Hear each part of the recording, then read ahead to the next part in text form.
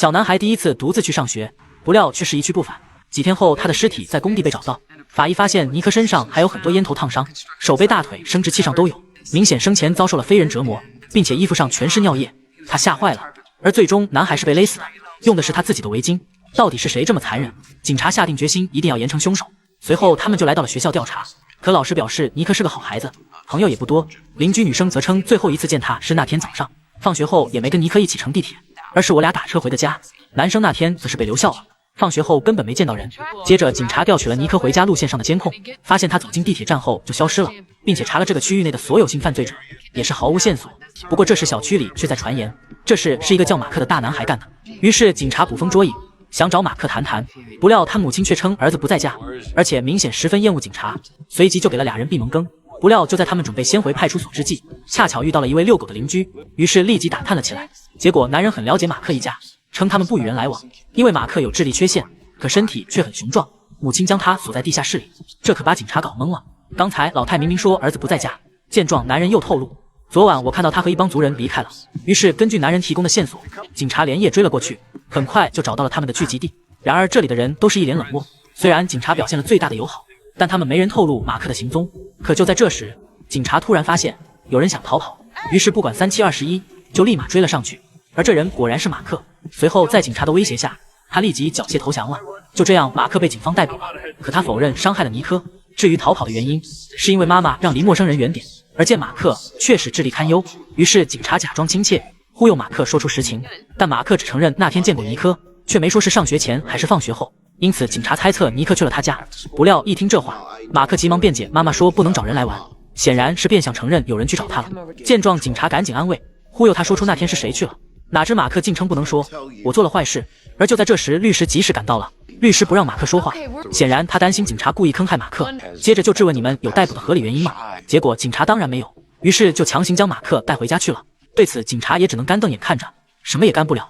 随后大队长让他们想办法，而警探们声称能搜查马克家就好了，可现在没有正当理由呀。不料警探突然想起了那2个邻居女生，或许他们能提供理由申请搜查令。而俩人都声称马克很恐怖，也都看到过马克和尼克在一起，并在警察的追问下，他们爆出了一个大秘密，就是尼克没回家的那晚，他看到马克坐在门前，拿着尼克书包上的挂件，虽然不是很确定，但看起来像是尼克的，这样就有合理理由搜查了。随后警察带着搜查令又来到了马克家，母亲本想阻止，不料律师却让他们随便搜，他会全程盯紧的。就这样，警察跟着来到了地下室，走进了锁着马克的房间，开始了大搜查。不仅找到了一张地铁卡，还在床垫下有了重大发现，果然藏有尼克书包上的挂件，这下可算是证据确凿了。随后警察就将马克正式逮捕了。然而尼克父母仍是怒气未消，不仅大喊应该把马克母亲给抓起来了，还质问警察怎么还不起诉马克。而警察的解释是还在收集证据，并想要夫妻2人提供所有尼克人际关系的细节。不料一听尼克的名字，母亲当即深吸了一口冷气，倒把警察给吓着了。父亲则解释不能大声说儿子的名字，否则他的灵魂不会安息的。而一听这话，警察才明白触犯了禁忌。可母亲不管这些，此时她情绪太激动了，接着就大喊让警察滚出去。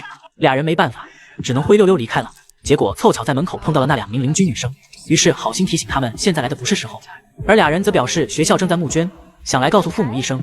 接着警察明言他们正在哀悼，不料女生却猜测父母可能在生气，因为你们没有起诉马克。但警察也有理由，听说马克一直被锁着，怎么会出来害人？哪知女生却又透露了一个大秘密，就是马克可以从后面钻出来，我们还见到他晚上在屋顶抽烟呢。如果这是真的，那马克的确就有行凶的可能了。为此警察内部还争论了起来，有人认为马克家搜出挂件，小区的人都怕他，他就是凶手。可有人也指出烟屁股上没有马克 DNA， 监控视频里也没找到他，没有任何证据可以将他和犯罪现场联系起来。结果双方谁也说服不了谁，为此差点打起来。最后还是大队长一锤定音，立马去找出将马克和犯罪现场关联起来的任何东西。可就在俩人打算遵命行事之际，突然接到了一个惊人消息，尼克妈差点烧死马克。随后警察立即赶到了现场，原来是尼克妈从窗户缝中朝马克泼汽油，试着点燃他。好在马克命大没事，而对此尼克妈却丝毫没有悔意。警察本想规劝，哪知尼克妈竟指责他烧死了我儿子，你们却对他束手无策，我做的才叫正义。但警察却听出了关键，问他为啥说烧死，而母亲则回答马克用香烟烧死了我儿子。这警察就纳闷了，是谁告诉你的？不料愤怒的母亲竟不知道，唯一知道的就是儿子死了。而见母亲的情绪依然这么激动，警察也就不好再问了。可这却成了一个疑点，因为警方根本没透露过尼克被香烟烫的事，那只有凶手知道了。而大队长猜是父母下的手，不过警探们已调查过，父母都有不在场证明，那这到底是谁？也不可能是马克，他当时被锁在地下室呢。于是大家绞尽脑汁，开始琢磨起来。突然有人想到是那2个女生，这顿时把其余人搞得一愣。接着他解释，他们一直在给我们透露线索，并且总是在附近送花，打听尼克家的事，所以这么看来还真有可能。然后警方就开始调查起了2女生，但俩人背景很干净，连在学校都没受过处罚。不过这时却有人发现他们撒谎了。女生们曾说最后一次见尼克是在早上，但尼克失踪前监控录像显示里面没有马克，可2个女孩却在几秒后出现了，与尼克一样都是走向地铁站，因此或许就是他们把挂件和地铁卡放到了马克房间，但这事需要马克亲口承认才行。于是警察又再一次审问了马克，而在律师的同意下，马克终于说出了经过。那2个女孩是从窗户爬进来的，就在尼克失踪的那天晚上。可当警察问他们做了什么后，马克居然有点难以启齿。不过在律师的鼓励下，他才又开口 Courtney touched me down there. I told her it was wrong and Go ahead. stuff came out and it felt funny but nice. And then they gave me a rabbit's foot and they told me if I didn't tell anyone they'd come back and do it again. 而有了马克的口供后，警察立马把女生带到了派出所，但他不承认将尼克被烫的事告诉了尼克妈。对此警察也不着急审，哪知就在这时，他看到另一个女生也被带了过来，不由得开始心慌了。而另一个看到他，同样不能保持淡定了。随后警察就分开对2人进行了审问。结果红衣女刚坐下就大喊马克是凶手，但警察问是否看到放学后马克跟踪了尼克，女生当然回答没有，我们也没看到尼克。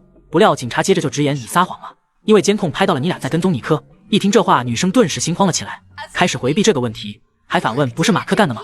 于是警察告诉他，马克刚才已经说出了全部，你希望我来告诉你母亲你们对他做了什么吗？他当然不想。而看出女生已经害怕了，警察又提到了尼克的感受。 How do you think Nico felt? You think he was scared? Was he scared when you put out lit cigarettes on him? Open your eyes, Emma. Look at him.